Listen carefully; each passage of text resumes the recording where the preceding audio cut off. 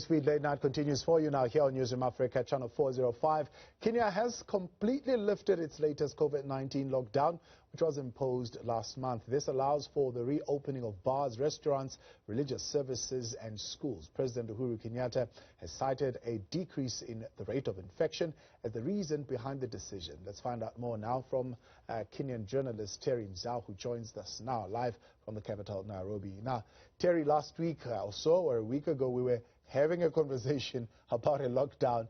We're having a conversation today. It seems everything has been opened up now. The president making this announcement on Labor Day because he says the rate of infection has decreased. Tell us about the work that the health services has done in Kenya to bring down the rate of infection. Indeed, it's a breather to residents of 5 counties that already had seen the president of the country impose a COVID-19 lockdown. These are Nairobi, the capital city, and other 4 counties which are nearby. So what happened on Saturday is that this is on Labor Day. The president announced that he had lifted the cessation of movement in these counties. Remember, we had a conversation that residents of these counties could not travel out of the counties, or other residents from other counties could not get into these counties. Reason being that these 5 counties were zoned in one area. They were called the disease-infected counties. So it was a breather to them that the president opened like the 5 counties. Now they could congregate even into churches, mosques. The president also announced another measure that was imposed before, that is opening bars and restaurants. Now they are opening from 7 a.m. and closing at 7 p.m. There are other issues that we've seen with the lifting of the lockdown, things to do with domestic flights and so on. So what the Ministry of Health and the Able Health CS, that is the Cabinet Secretary Mutai Kagwe, have been doing is that they have been urging Kenyans to really get the COVID-19 vaccine so as to help curb the infections. They have also been doing issues to sensitize residents with ensuring that they are all masked up in all areas. And also with the lifting of the lockdown or the cessation of movement, this is schools now opened in the next 1 week after like 1 month of them being closed down. So there are more, there's much that has been put in place to ensure that these COVID infections go down. Now, the president, Coach, is saying that I lead the nation in celebrating our doctors, nurses, clinical officers, and medical support staff who worked without tiring for the last 14 months of this pandemic. Talk to us about what you have seen from the health professionals in the last 14 months and why the president feels they need to be celebrated as much as he is citing here. Sure. Remember, by the end of March this year and April, when we had a peak of COVID-19 infections, we were overwhelmed. Our hospitals had full of patients with COVID-19, and we saw our health staff, they really played their part in ensuring that these people get treatment. We've also seen they have been sensitized more than when we reported cases of COVID in the country at first. And they have stood with Kenyans. Irrespective of the disease, we've seen the healthcare workers standing with Kenyans and with patients, yes. Yeah. And are there any restrictions that are going to be put in place, particularly on what you have mentioned, those public gatherings, mosques and churches and so on and so forth? Or is at this point pretty much any number of gatherings will be allowed? Good. With relaxing of the COVID-19 rules that were placed last month, we've seen that all public gatherings, they still remain suspended. The president said that no public gathering will be allowed till when advised. There are other issues also to do, like I said, with the bars and the restaurants. They are allowed to open, but for a certain period of time, from 7 a.m. to 7 p.m. Then they are supposed to. The curfew still remains. It was just revised. In these 5 counties, curfew used to start at 8 p.m., ending at 4 a.m. Now it has been revised to 10 p.m., ending at 4 a.m. in the whole country, because now the president says we've been advised, we've seen the cases are going down. There are other issues to do with congregating in the religious places. What is happening is that, yes, you'll be allowed, but all churches, all mosques, and all religious places and all the religious leaders, they have to cap their people to a third of this. Now, the other announcement that came from the announcement or the address, at least on Saturday, is that schools will now be reopened. That is this month, or at least a plan is being carved for the schools to reopen.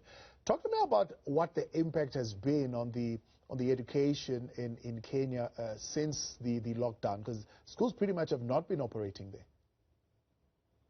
Actually, when the president last month, that is in April, announced when he imposed a lockdown in the 5 counties, at least it was better for those who are in primary and in secondary schools, because by the time he was imposing the lockdown, those who are in primary schools were on their break, on their second term break.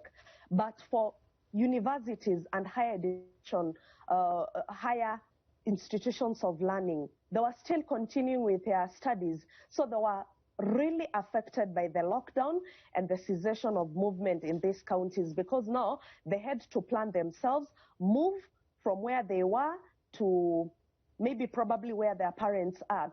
And a lot has been happening in the country. A better part of last year, that is 2020, we were affected because when the first case of COVID-19 was reported in the country, we had like 9 months of schools being closed. Students and pupils did not go to school for almost like a year. This year, the education system continued well. Schools were opened, colleges were opened in January, and they have been going on well, apart from when the peak of COVID-19 reported in end of March and in last year, April. But so far we are expecting that things will be well and the cases will remain low, so that we may even see our students, even we may see our pupils continue with their education. Yeah. But so far still there is a challenge. We saw the Education Cabinet Secretary, Professor George Magoha, announced that we are ready to reopen schools, but it is seen as a challenge in the public schools, because like today there was a public address by public association of head teachers. They were saying, yes, the government is saying we are opening schools. The government is saying all measures have been placed to ensure schools are opened. But we are not receiving money to ensure this is happening.